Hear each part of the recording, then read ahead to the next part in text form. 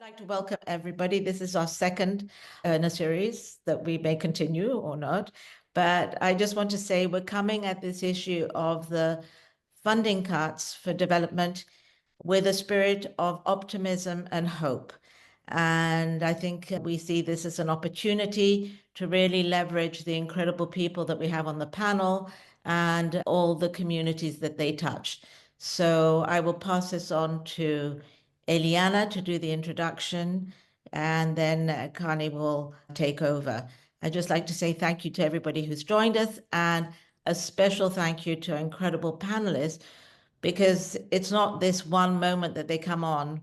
There's some preparation that goes into it, and they're all extremely busy people. So we really appreciate their commitment to be part of this conversation. Thank you so much. So Elianna? Great. Yeah. Hi, everyone. Yeah, thank you for being here. So for those who don't know, Giving Women, we're an association, a community of women philanthropists who support projects that are in the interest of supporting women and girls in need.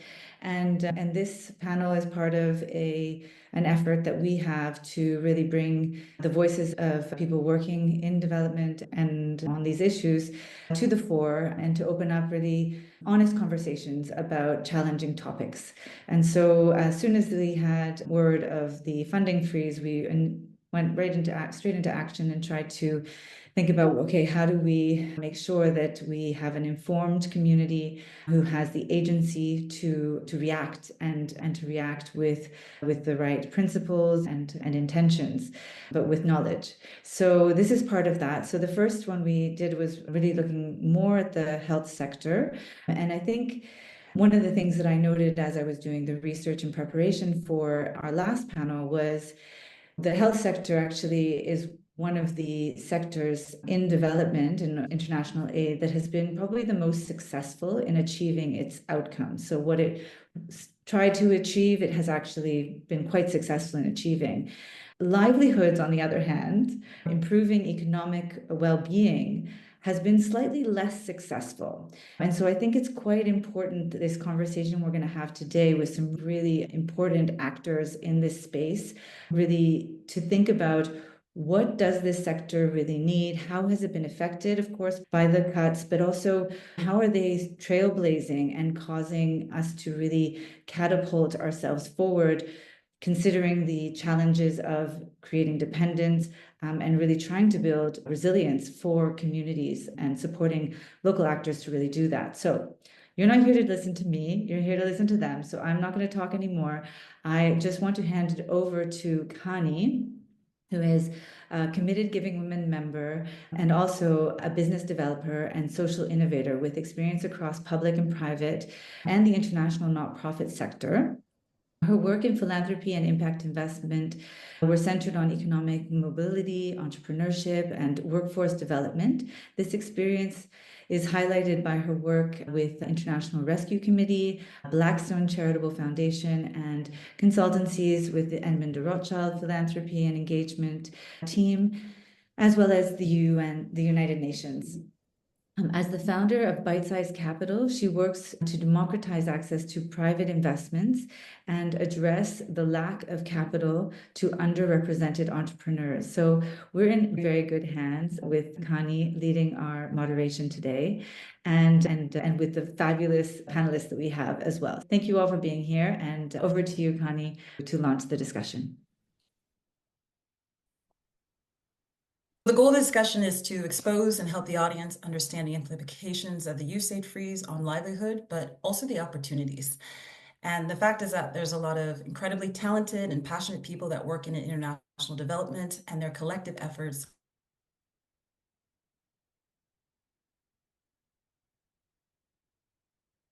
I think for this conversation to be productive, that is to say, meaningfully contribute to the reimagination of development, we have to be objective about the shortcomings of historical aid models. First, we have to admit that foreign aid is in fact a soft power foreign policy tool designed to prioritize and perpetuate the interests of the countries who give that aid. As a result, the competing interests of aid agencies can lead to ineffective implementation. And this reality may also deflect local policy away from the needs and priorities of a given country's electorate. Second, we know that the delivery of aid may be distortionary and suppressive of local markets. So specific to the USAID example, US food aid programs often brought food directly from American farmers that was shipped across the developing world. A benefit for US farmers who have a reliable market for surplus crops, but a disadvantage to farmers in local markets whose produce may not be purchased due to aid conditionalities and whose prices are undercut by cheaper and in many cases free food. And while this example is specific to food systems, we will hear from one of our panelists how this practice manifests across development programs with requirements to purchase goods and supplies manufactured abroad that very much could be manufactured locally. Last and not least, or exhaustive, is this notion of knowledge transfer, a concept so old its initial reference, teaching a man to fish, is biblical. For me, this is the most significant shortfall of historical aid models.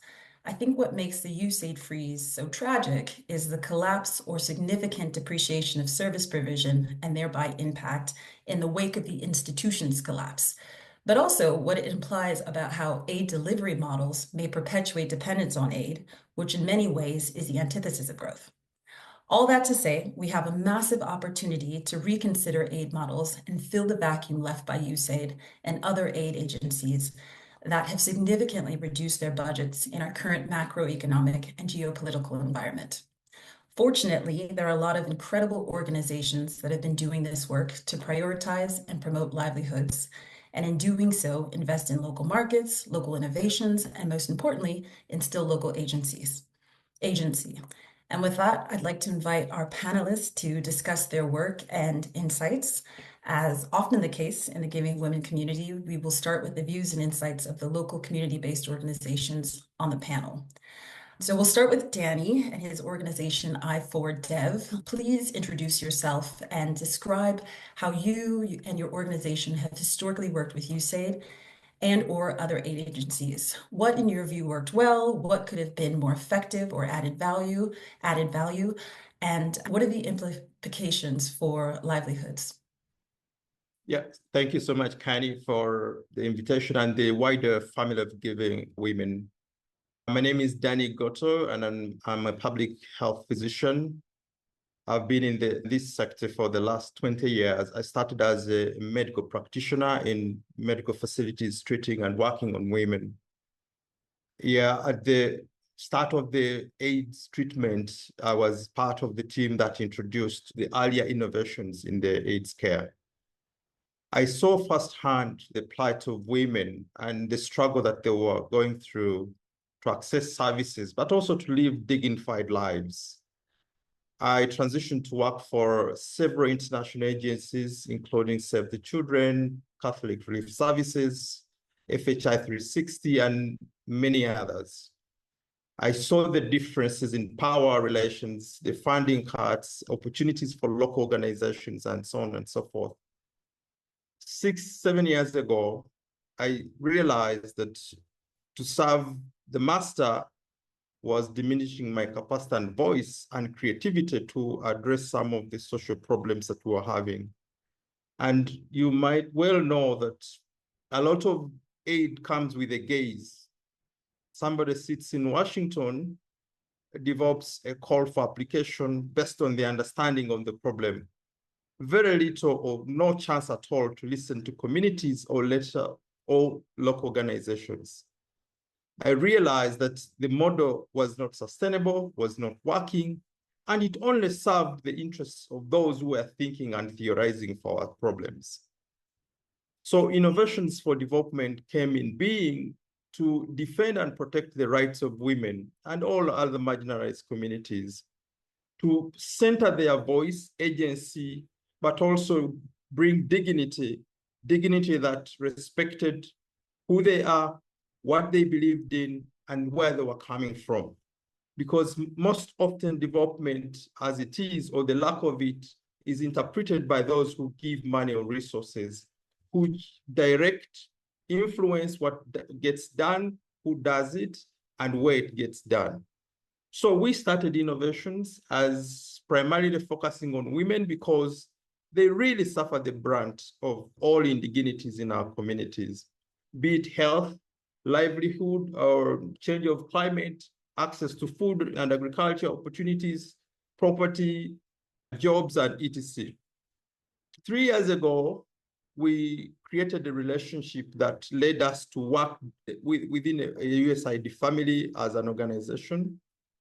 And we've been working as sub-awardees. Sub-awardee means that there is a prime partner who gets the funds directly and us receive from the prime partner. Now, working within the context of funding and USAID in particular, have seen a lot of changes. For instance, from the transition from Obama to Trump, I was working on initiatives that promoted contraceptives. We got defunded. Our prime partner, more or less, the project was coming to an end, but we were anticipating a renewal. We stopped. Now, Mark, when you introduce contraceptive services, it's mostly free. Aid gives free. Now, we had designed the model to distribute and support community health workers to give contraceptive services, build health systems, and support them to make every woman who needs to prevent a pregnancy do. Now, the initiative was flawed from the first because we had found that there were private practitioners, small social enterprises who are doing what we were intending to do. But the design was restrictive, that we were only supposed to work with government institutions and health facilities.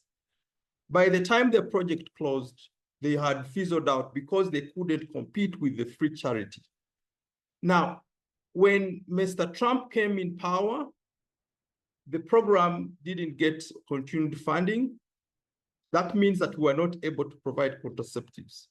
The private sector, which was cushioning the gap of government, had been eroded. Now here we are, the same aspect is repeating itself. Again, reproductive health services, particularly the project that we're working on with our partner, has been defunded. And we had created a system of delivery, a little bit changed from what we had earlier. But this time around, we had integrated private providers to come in play. But they were receiving the supplies, of course, contraceptive supplies and other commodities to enhance maternal and reproductive health. It ended. The supplies are not coming through, especially reproductive health. Now, we are now rethinking our model and say, how do we counter such measures? Because it has been repetitive. It's only this time that it has been crude, it has been drastic, and I don't think it was well thought through. So the defunding of specific areas and the moving and twists of aid because of the politics has always been there. And I'm sure if nothing happens, it will be there. Now, even the priorities keep changing. I remember from the early days when we were working on the HIV, it was a taboo to talk about condom education. And they were insisting that we only talk about no sex for adolescents, abstinence. Now, by the time that was the Bush time, the Bush era ended, we had seen a surge of HIV among adolescents. Why? Because of the approach. Now, the other aspect I just really want to emphasize, aid has sometimes created dependence. I give you an example. We have initiatives that support malaria programs that distribute free malaria bed nets. Now, in some of the areas where we work, we have local entrepreneurs who want to really sustain themselves by doing promotion of health products. Those have fizzled out again, just because aid brings free products and kills the local ecosystem that should be supportive, especially in its absence. Now, you can go further to talk about HIV drugs. Uganda has the capacity to produce ARVs. But because of the restrictive tendencies of the HIV model, particularly funding from PEPFAR, you have to have FDA approval. FDA, I think, is the agency for drug. It's a drug agency in the US. Now, we have capacity to produce ARVs in the country, but for the last couple of years, the HIV investment has not procured supplies from us. They've always promoted supplies that come from pharmaceutical companies from their countries. Now, that has failed to nurture the young pharmaceutical industry. Actually, we were surprised when COVID came. statistics were showing that Africa, with 37% of the global disease burden, is only capable of producing 3% of its pharmaceutical needs. And for vaccines, it is 1%. Now, but we've had these organizations investing and supporting us in the health sector, but all that has not strengthened our capacity. Now, here we are, the resources are moving out, and there is literally a very huge gap to take care of the resources moving out. So what are we, when you asked me, our experience has been really, for the lack of a better word, both sides, we've experienced two sides of the face. Of course, the good side of aid has been, particularly the American aid, creating priority focus for a global agenda. I remember when PEPFAR came, I was a new doctor in clinics, and we didn't have medicines to work on the women. We are clinically managing. But when PEPFAR came and the attention on HIV came, we started seeing trickle in of resources and support, and several actors coming into play. That is some plus for the aid sector. But then we also saw collaborations. For instance, I've worked on projects where you have universities, international NGOs, private sector, local organizations, and there is a little bit of synergy coming through, although there are hierarchies in terms of who takes what position and how. But it's a good start, because without that, I don't think we would have an opportunity to interact with those different layers of knowledge and being. But then lastly, also, it has created a sense of community, because I know people working in different countries, and it's because I've been part of the aid sector. So that is the plus. But on the weaker side, you've highlighted, Khani, issues of sustainability. As I speak now, there's been shift. Of course, when Trump froze the aid, and then they opened up for special programs like HIV, family planning was left out, and yet it is a critical need for women. Livelihood, agriculture support, food security initiatives, gone. Now, there was no time to prepare governments, transitions, and so on and so forth. But remember, we had come from COVID. This country had taken a date. Every year, 56% of our recurrent expenditure is on debt payment. Now, the only chief economic earner is coffee and gold. 2 weeks down the road, 2 weeks ago, Mr. Trump instituted a tariff of 20% on all products coming from Uganda. What it means, an average woman who has been earning some little money from coffee, which goes to the United States to be enjoyed by the Americans, he's going to lose the market. Aid has gone. Government is spending 56% of his recurrent budget to pay debt to foreign institutions. But even the coffee, where they were earning a livelihood, it is taxed and gone. We don't know whether companies are going to be shipping to. So what does it mean? It means that we need to rethink. And I am happy with giving women. One of the things that I'm working with the ladies, and I can end on this, is that they're helping us reconfigure. How can we reconstitute our charity model to infuse sustainable aspects? For instance, we're rethinking to creatively find social entrepreneurship mechanisms in our model. And the ladies are helping me to reconfigure and redesign our strategies.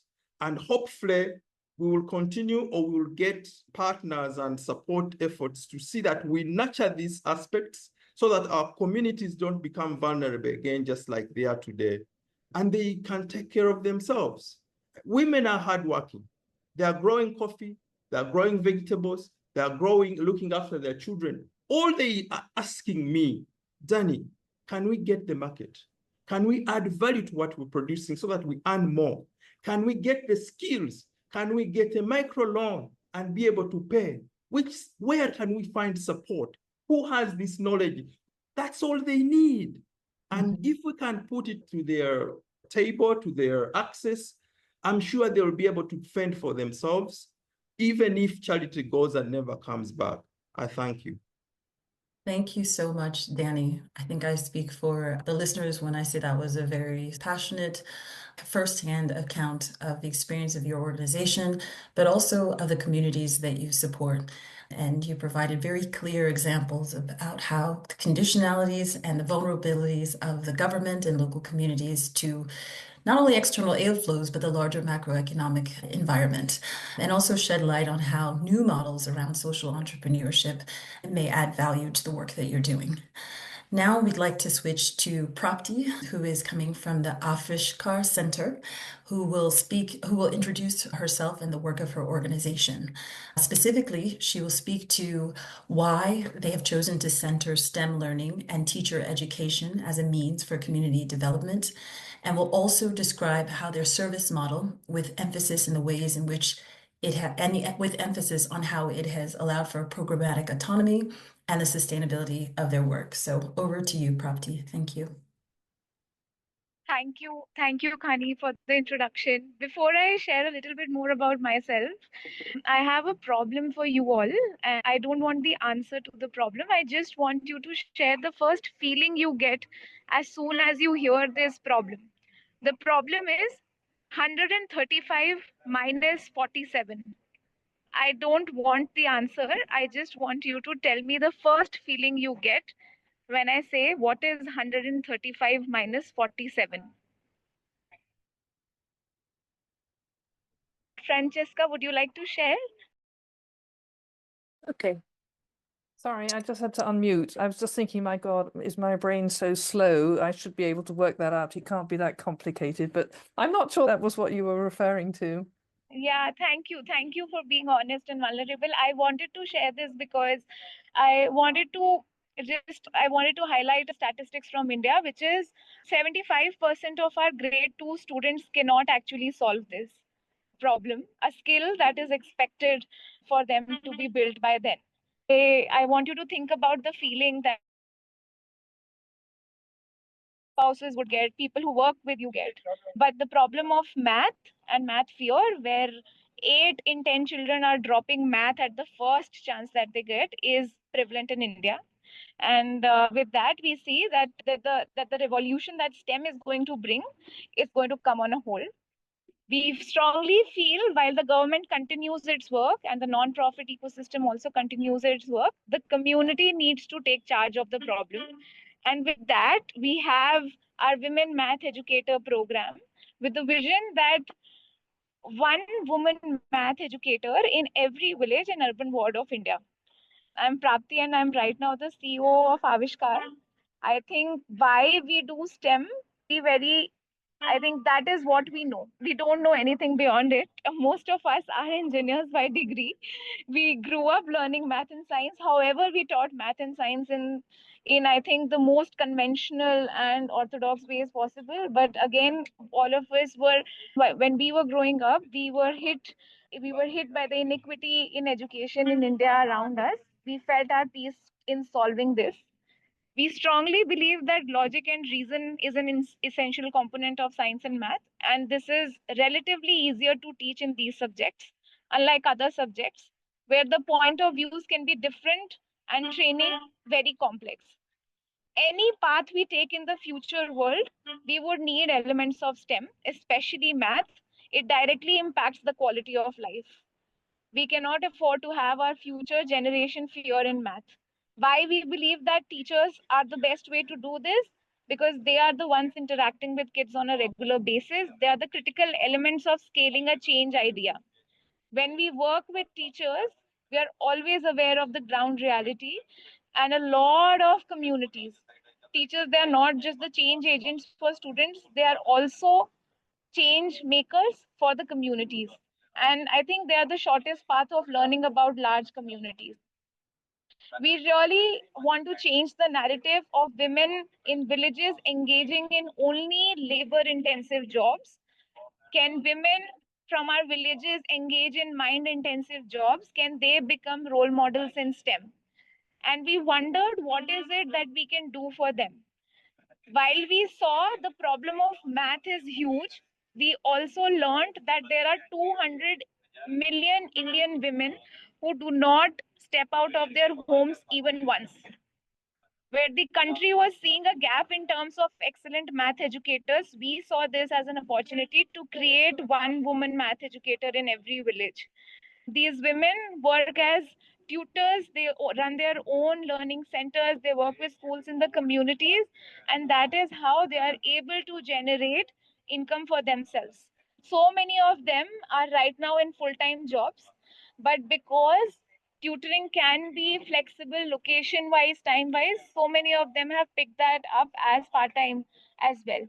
Because of what they're doing right now, they have been able to shift the social status of their families. They have now become decision makers. They are now change makers for their communities and role models for so many other younger girls in their communities. I think if I right now move to the second part of the question that Khani asked, I think since the beginning of Avishkar in 2014, we never thought of any other way than to think of a model that was service based. In the initial few days, we spent a lot of time just spending and building quality in our work. A mindset and ideology that always anchored us was, what if we never get funding? Will our product speak for itself? Will we get money for the product that we are developing? And that is how I think we made sure that at least we are making partners who will pay us for the quality that we are doing. I think we would always think about this right from the beginning. We will generate income from the high ends and use them for the rest of the society. We made sure that we were diversifying our funding sources and always made sure that at least 50% of our income is from the service that we were doing. I think a key to that was that we could not think of fundraising as an add-on ever. A couple of other mindset pieces that kept us anchored were that we kept on thinking about what does resilience mean to us? And resilience to us was not just about surviving without aid. It was not just about surviving without aid. It was about building systems and relationships that regenerate themselves. I think this transformation required some of us to work towards dismantling donor-recipient dynamics. And we made sure that we are investing enough on our partnerships. We are investing enough on diversifying our fundraising portfolio. I think something else that kept us anchored was by positioning Avishkar as a knowledge-driven partner rather than implementer. Even in case of our government partnerships, we made sure that the government is paying for the program cost and we are taking care of the project cost.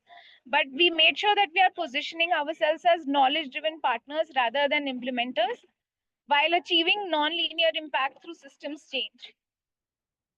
Again, like whenever we were stuck, we were always pushing ourselves to define what would resilience, what would reform, and what would self-reliance look like for us as the path forward. And I think that kept on pushing us to again and again think of what can sustainability look like for an organization like ours. When I'm speaking, I think I have to give a lot of credit to the Avishkar team who has ensured that this is an ideology that we follow. There's a lot of credit that I need to give to our founders. I think we have made sure that we have kept our local HNIs, local philanthropies for a longer period of time, making sure that there is enough diversity in them, making sure that we are maintaining those kind of relationships with them, that they have supported us for periods more than even 5 to 6 years. I know I'm speaking from a lot of privilege here, but I think this is the model that has kept us really driven. This is the model that has made us work even in case of cuts, in case of even India. Yeah. Thank you. I'm going to pause here. Yeah. Thank you, Prapti. That was a really great example of how local agency and solutions may lead to more sustainable outcomes, but also community resilience. I think your example of a teacher training model shows how you can scale impact and knowledge transfer opportunities, creating sort of income generating tools that ensure that you are not relying on external funders. And a service model industry is certainly an example of the sort of solution that I think would add value to community-based organizations going forward. So thank you for that very practical account of how it can be done. Next, we'll move to Yasmina, a representative from Acumen. I look forward to you introducing yourself and the work of this organization. I'd ask that you explain the importance of both workforce development and the role it plays in local ecosystems, and how these things may also contribute to livelihoods. How can we better use private and patient capital to catalyze social entrepreneurs locally? And what would you say has been the greatest impact of your work to equip leaders to be change agents in their communities? Thank you. Thank you so much, Khani, and it's such a privilege to be here with the Giving Women community. So thank you so much for having me. And this is a great panel as well. I'm Yasmina Zaidan. I lead development and partnerships at Acumen. We are a nonprofit organization that's also hybrid because we work not only with philanthropy, but also with invested capital, and really see ourselves as a global force of entrepreneurs, investors, philanthropists, and social innovators that are working together to build a world based on dignity.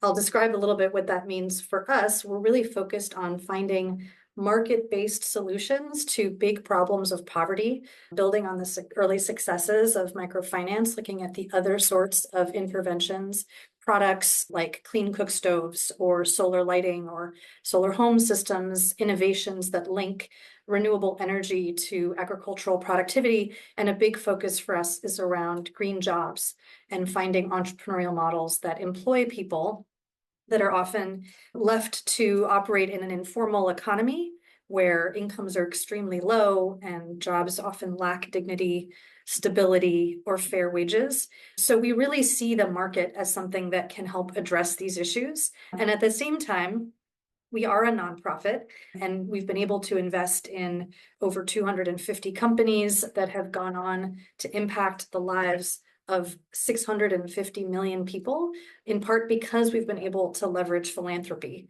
What we've seen is that the markets that could be serving low-income people, both through products and services and through livelihood opportunities, has really failed to do so when left to its own devices. Markets can be very exploitive of low-income people, even when they do employ them, taking advantage of the fact that they have this vulnerability. And products and services are not always designed to meet the needs of low-income people. So to make, for example, products in healthcare or education affordable and accessible to low-income people. So we want to find entrepreneurs that truly are reimagining markets, really thinking about a different way to do business that centers on people and planet.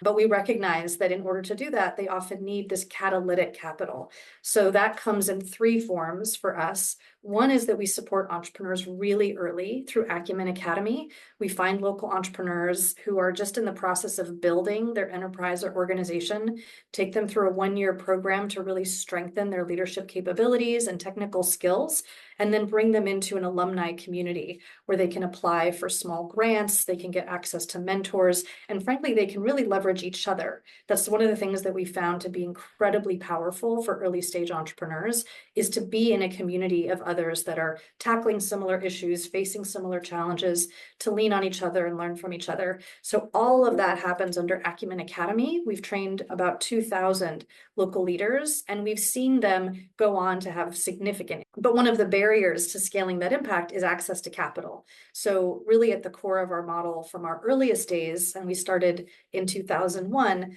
was to provide patient capital. And this is catalytic capital that is sourced from philanthropists and donors that allows us to make relatively small investments in companies before they're ready for prime time in terms of approaching commercial investors. And that patient capital means that we're really focused on helping them grow and graduate and stabilize their business model, which can take what we've seen is anywhere from 3 to 7 years before they're really getting that flow of capital from private markets. So we might put in something like $300,000 or $500,000 up to $1 million with follow-ons. And our goal is to help them leverage that so that they can start to raise commercial capital from banks or DFIs or investors. One of the really interesting things about the USAID freeze and the general pullback from governments to supporting development in the global South is that a lot of those organizations were starting to really recognize the power of entrepreneurship. They were recognizing that they could use aid money in a catalytic way and leverage private sector capital. So that was not the main focus of most of those organizations, but it was an approach that was starting to take hold. And those kinds of funders, whether it was a development finance institution or an aid organization, were often playing a really important role to de-risk investments or to catalyze early stage businesses. We had received some funding, particularly for our work in Latin America, that was truly catalytic, really helping to build out an ecosystem of entrepreneurs so that the private sector could take over in the future, or they could scale through partnerships with their local government. So it does feel, and reinforcing what Danny shared, that the approach to this has not been well thought through, because in many ways it's undermining a shift that I think we all want to see towards more independence at the regional level, more sustainability, and more leverage of private capital. So again, there are ways of doing it. At the same time, we are not heavily reliant on government funding. And so we're really focusing now on how do we build that pipeline of potential investments where we see really clear evidence that these business models are having a really deep impact for vulnerable people? And it's something that I want to highlight because I find that as soon as you start to get into conversations about leveraging private capital and the impact investing world, people start to get a little fuzzy on the topic of impact. And I think this is a community that really cares deeply about impact for vulnerable people. So for us, it's always been a huge priority to focus on measuring impact, listening to the voices of customers or employees who are presumed to benefit from the business models that we support. We want to know that they're reaching a target market of low-income customers. We want to know that they're reaching women and youth and that they're creating sustainable opportunities. And we're starting to incorporate impact metrics around climate resilience, looking at what these models are doing to help people deal with and adapt to the increasing risks that come with climate change. So we bring those lenses in really with a major focus on poverty, but also gender, inclusion, and climate. And again, want to discover the business models that can scale. And that to us is the long-term solution for creating sustained large-scale access to livelihoods. I think there are some barriers, but honestly, government aid isn't going to come in and rescue anyone. So I think more and more the opportunity is to look across the private philanthropy sector, the corporate sector, and to really understand where people can recognize the power of those innovative business models. I just wanted to touch on a couple of examples because I think it brings it to life. But one of the companies that we work with that I think is doing a really good job of creating livelihoods is a company called S4S. They're based in India. And it's, again, that sort of intersection of people and planet. They are providing access to passive solar dryers for rural women in India, which they use to dry fruits and vegetables that are sourced from smallholder farmers that would otherwise have gone into the waste stream. So these are fruits and vegetables that are not suitable for the market, but still have valuable nutrients. This company, S4S, purchases them, gets them to the women with solar dryers who dry them, and then they purchase all of those dried products and get them into the food supply chain.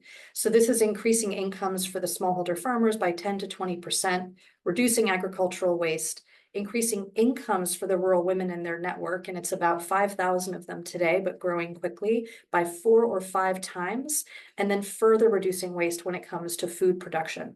That to us is the kind of idea that entrepreneurs are really good at coming up with, very centered on local realities and taking into account not only vulnerable people, but also opportunities to create a more circular and sustainable economy. That's a company that we incubated, we've supported. There was an Acumen Fellow who helped to found it. They received angel support, which is a small grant, and then a commercial investment from Acumen. And now they're raising commercial capital from the market. And that's a story that we want to see more of, because aid did not play a big part in their story.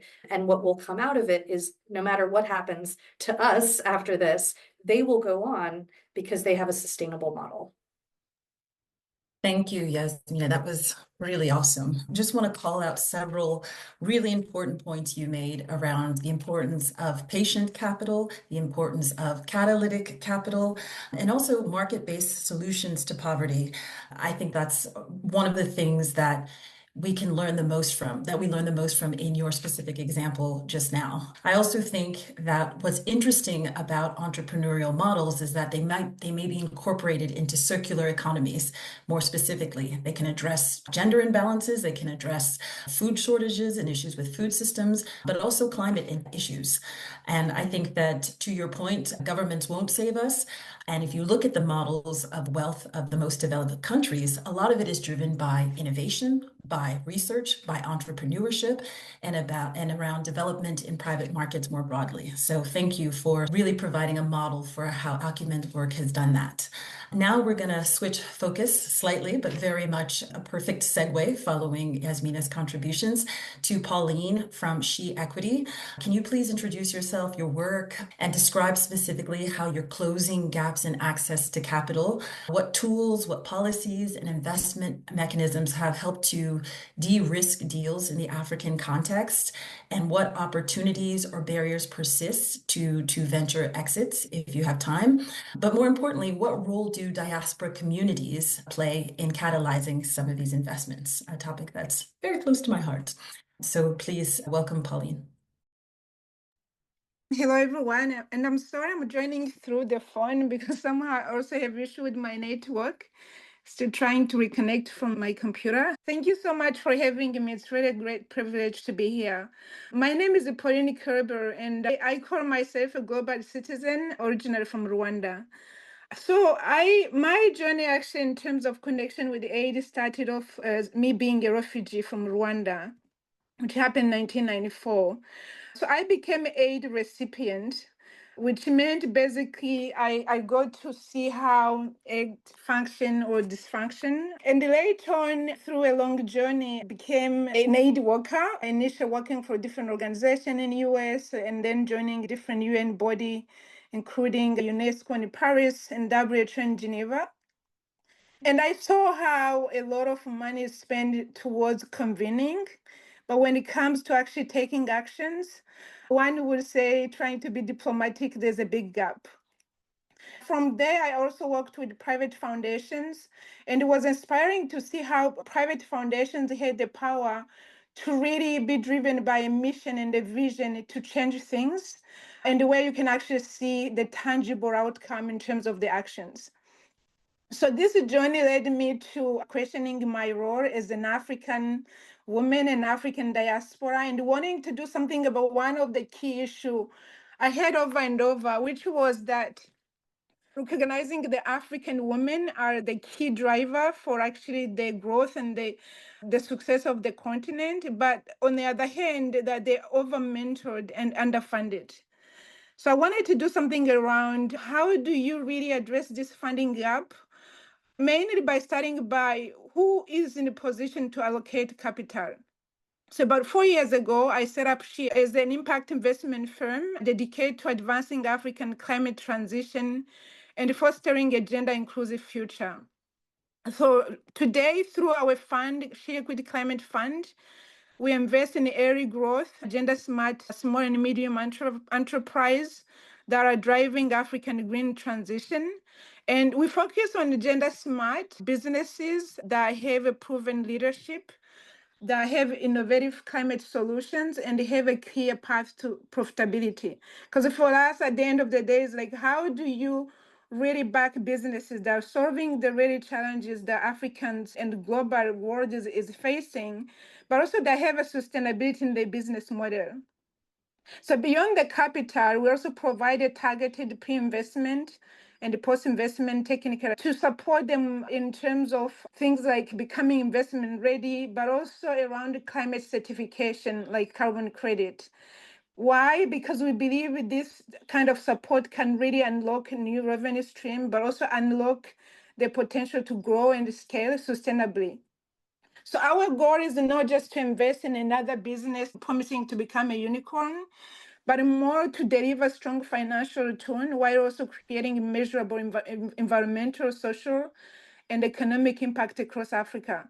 So the gap we're trying to address, one is really realizing one fact: the African green economy is growing very fast.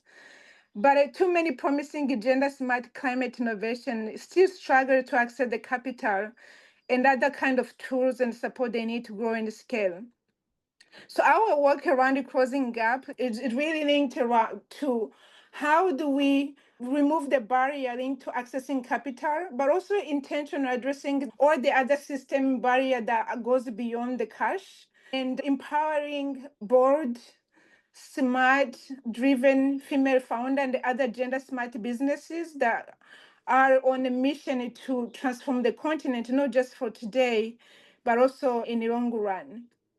So our strategy is built around understanding the needs of female founders on the continent, understanding that at the end of the day, if you invest in the African market and you go in with the mindset of as if you're investing in Zurich or Geneva or London or Silicon Valley, any other emerging developed market, eventually the assumption that this business might not be able to generate the expected return might become true, not because the entrepreneur didn't do the work, but because as an investor, you went into this ecosystem with the mindset there's no matching the ecosystem.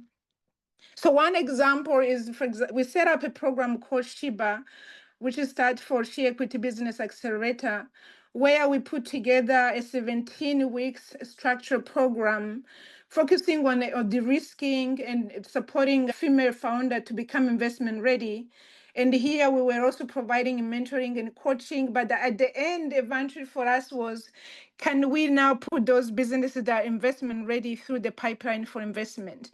And again, keeping in mind that African female founders are tired of being over-mentored. They want to have access to the capital. The other question you ask is around the tools and the policies, mechanism. And in our view at She Equity, we believe that in emerging market, including African contexts, tools like blended finance, first capital, technical assistance, and the like of climate certification are powerful to de-risk deals, but also unlock the potential that usually are not necessarily recognized by typical investors. So we also believe that strong partnership are key.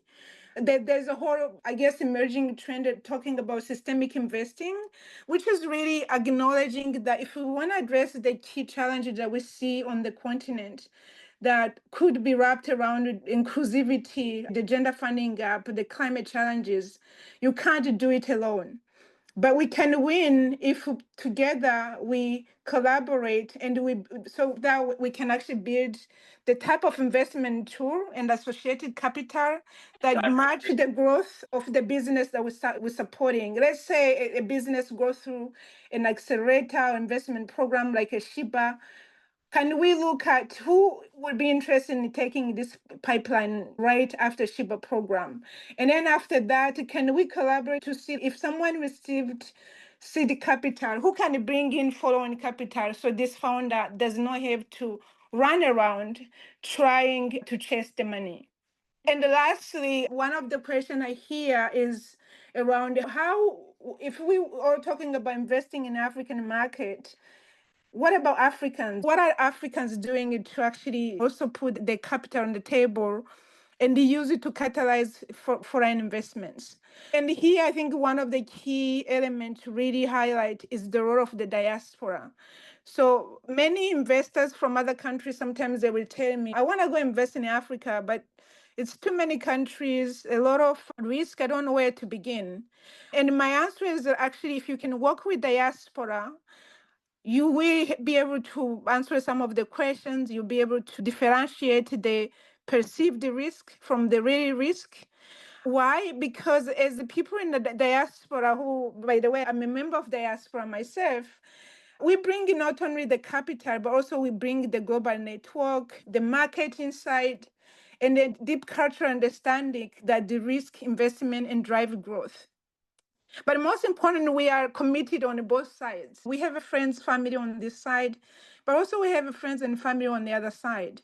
Our commitment to our home countries can actually be a catalyst to bring in patient capital, impact-driven capital, but also be able to reassure investors on this other side of the pond to feel like they don't need to figure out all the cultural understanding from different markets, because the person diaspora they would partner with will help them navigate those complexity.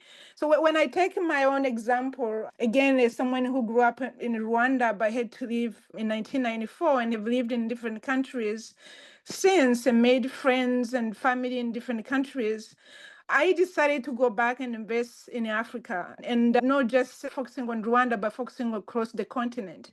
So the investors who invest in share equity are people who trust me, but also I believe who saw in me as someone who can actually build that bridge between they wish to explore the investment opportunity on the continent in a way that it's not done already, but also the ability for me to understand the expectations from this other side.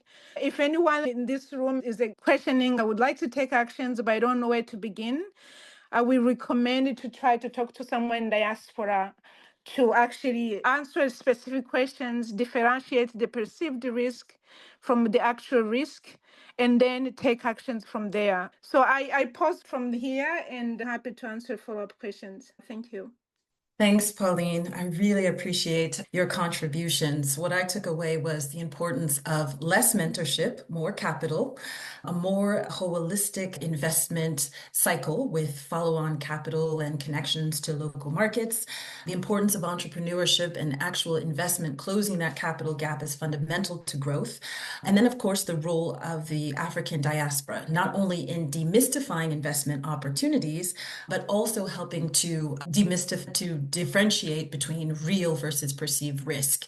And just as a quick point on the diaspora point, as I am a representative, the Africa Diaspora Network released an excellent graph a few weeks back. I'd encourage you all to check it out.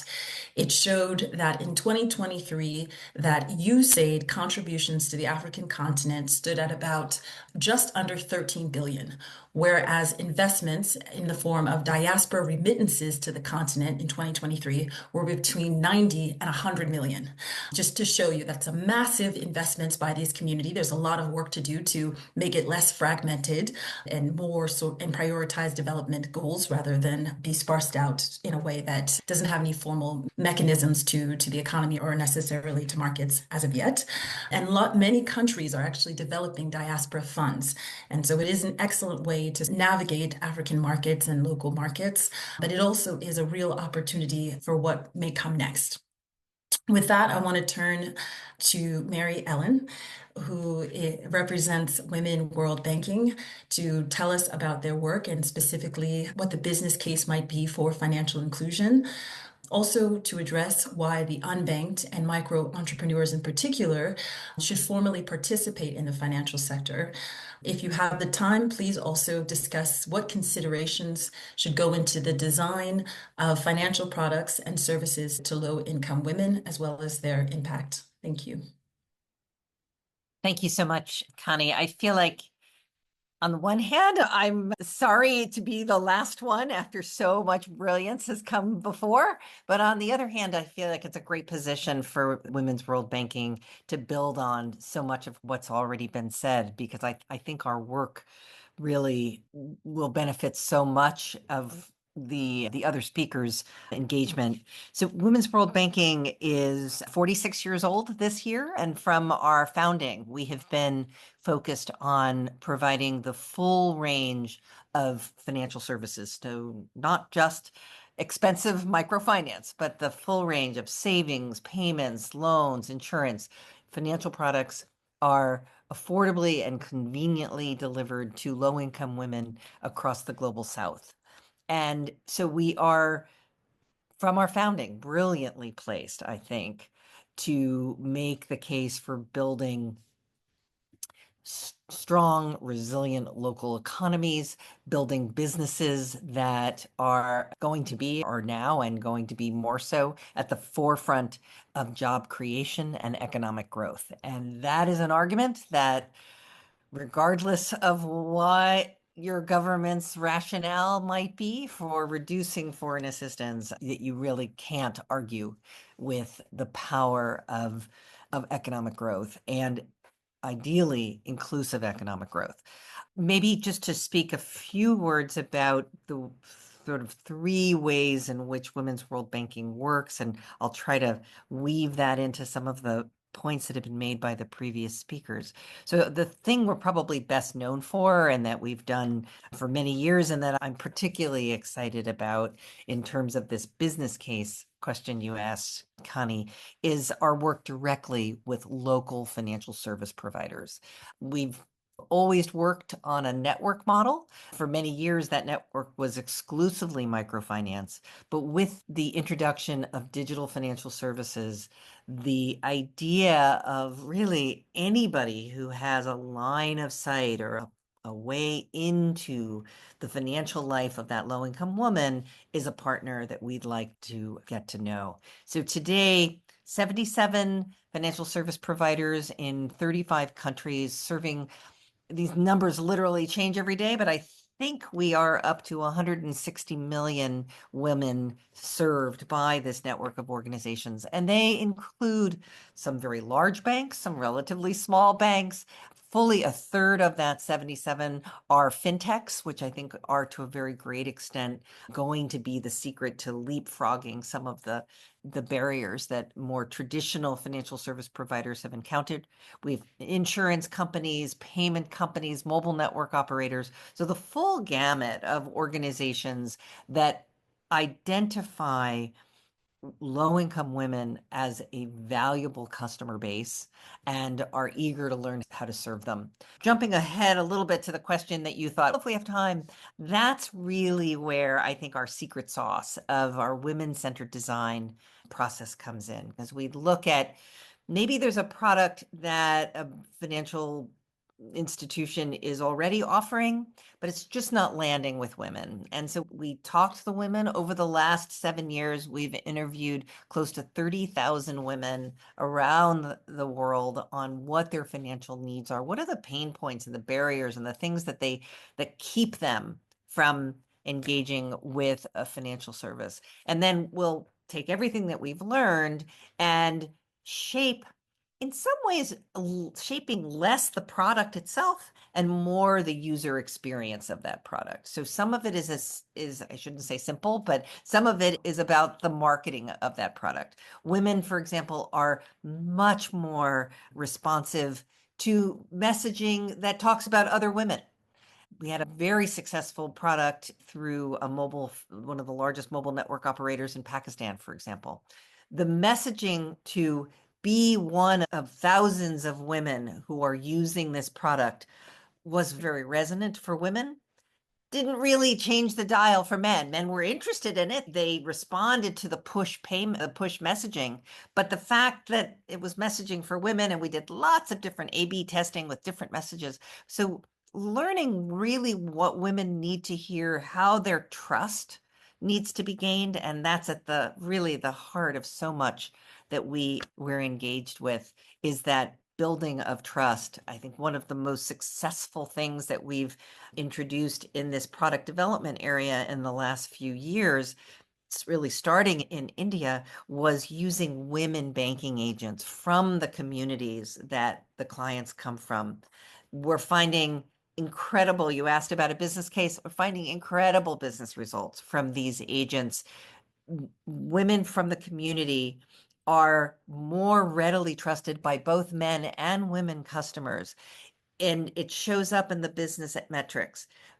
Greater sign up for a new account, greater conversion rates from the sign up to the actual opening of the account, higher savings balances ultimately in that account, again, both men and women.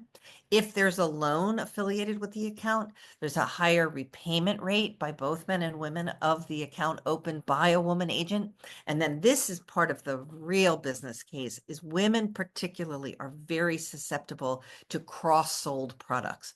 Once you've got their trust, they are more likely to have the savings account, perhaps have a loan, and then purchase the insurance product. So your customer lifetime value, and this is a calculation, we never go to a financial service provider without showing them what, literally, just putting it in very stark terms, what is the amount of money you're going to make on that woman client over the lifetime of your relationship with her, because she is going to be more loyal to you than the average male client if you gain her trust. The second area, and I think we've talked about this in several of the panelists, is at the systemic level, the policy level. We work with regulators through our leadership and diversity program for regulators with the Said Business School at Oxford. And I think focusing on local regulators is going to be even more urgent in this new environment. And they are hungry to understand, how do we make our economies more inclusive? Across the global South, we've seen countries identify national financial inclusion strategies and then get down the path a year or two and realize they're not moving the needle on women. There are different strategies they need to follow to reach those women. And they're very publicly announcing these goals. So there's a real urgency, I think, at the regulatory level, at the policymaker level. And one of my pet peeves is on domestic resource mobilization. You talked about diaspora funds. Several of the panelists talked about local investments. I'm thrilled that we're starting to see local exchanges and local securities regulators coming to find out, what do they need to be doing and changing in order to bring local capital into the development of their economies and of the entrepreneurs in their country. And then the last way that we work is as a direct investor. And I couldn't agree more with the messages that Yasmina left with us on the value of investing. The one thing I will just add is we've taken a slightly different approach with our fund. We're relatively agnostic about the gender of the founder of the company that we'll invest in, but we have to see a really committed statement to not only greater diversity amongst their workforce, but greater outreach to women clients. And I'll just tell you about a small business lender in South Africa, for example, where we're an investor. And they came to us, was fortunately, all male founders. They came to us and they said, we give up. We tried this big, expensive marketing campaign to address women entrepreneurs. We see this as a market we want to reach. Nothing happened. We developed a pink product. Nothing happened. We want you in our cap table and providing active engagement with us on how do we really work with this client base that we see as a lucrative one that we couldn't figure out how to reach. So I'm excited as an investor to identify those companies that really understand that business case and then working directly with them. But along the way, what we're finding is it's companies that have women right from the top, right through the organization. It's not enough just at the board. It's not enough just in the C-suite. It's right through the organization that are also serving more women clients. And then as I leave you, because I feel like I'm talking an awful lot here, another plug and another sign me up for whatever task force you're looking at for remittances, to finally put some of the rhetoric and great ideas that people have had for decades about how to use the billions of dollars of remittance flows. How do we use those to drive economic growth, to drive investment capital? There's so many great ideas I've heard over the course of my development career that we can finally, I think we finally have the urgency. Let's not let this crisis go to waste and use those billions of assets in the ways that only a diaspora population, only the people who come from that country know the best way to put them to good use. So I'm a huge fan of remittances and would love to hear more about the communities you're engaging with. Thank you, Mary Ellen. I couldn't have chosen a better panelist to conclude with. Thank you for bringing it all together beautifully. I think that you touched on really critical points around bridging informality with formality, making the business case for financial formalization and financial participation, especially for the base of pyramid and the micro entrepreneurs. You also touched on this point around trust building and how to leverage that in order to connect products that may help with the economic mobility of their users. And similar to Prati, touched on the importance of teaching people how to fish, the importance of regulatory training and development, and how to actually implement that and partner with local institutions. And so we don't have much time. I know we want to leave questions for the audience. I would say up front that anybody with burning questions, throw them in the chat right now. Our panelists did an excellent job of responding to the questions, plus many of my follow-up questions. So I'm just going to jump to one more before opening it up to the audience. When we opened this discussion, we were talking about how we can reimagine community development and international development, and how we can reduce dependence on traditional structures, which you all have touched on beautifully.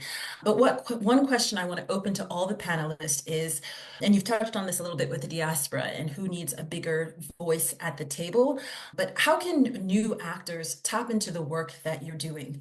What forums should we create? How should we connect so that we're not letting this crisis go to waste? And if I'm new to this topic, or I've been working in international development, how can we repivot our skills? How can we leverage our connections and opportunities in order to really, for lack of a better word, again, reimagine what development looks like? What happens next, and how can we put in place a lot of the brilliant ideas we've heard on the call? Yasmina, I will start with you since your hand is up, and please feel free, other panelists, to jump in. Thank you. And I'll go quick because I think there's a lot of good comments that can come from folks on the panel. I think for us, what we found is that community, which is a word you can use a lot, but we take really seriously, is really important right now. And I think finding those places where people can come together to learn from what other people are doing is really important. So if ever people are feeling like, what should I do? It's like, probably talk to other people. And I think that the feedback that was shared about reaching out to people in the diaspora from Pauline is key. People who are close to the issues, people who are facing challenges on the ground, but also developing solutions. So something that we do very proactively, and we're hosting breakfasts and events and showing up wherever we can to say, this is a time to lean in. And the other big theme is collaboration. We don't think that there is going to be one kind of capital that solves this. And certainly whenever we hear like the private sector will step in, we haven't seen that historically, but we do think that there's movement in the right direction. And a lot of our organizations are making it easier for private sector capital to find a place in solving these problems. And so again, it's always figuring out what's the role that you can play. And if you are a philanthropist, to ask yourself the question, how is my philanthropy unlocking private capital? Because again, there's really concrete ways to do that. And you can see models, whether it's de-risking one company, helping to de-risk a fund, providing technical assistance alongside a fund. The philanthropy is so critical, but it needs to be paired more and more with private capital. And really one, we find, catalyzes the other.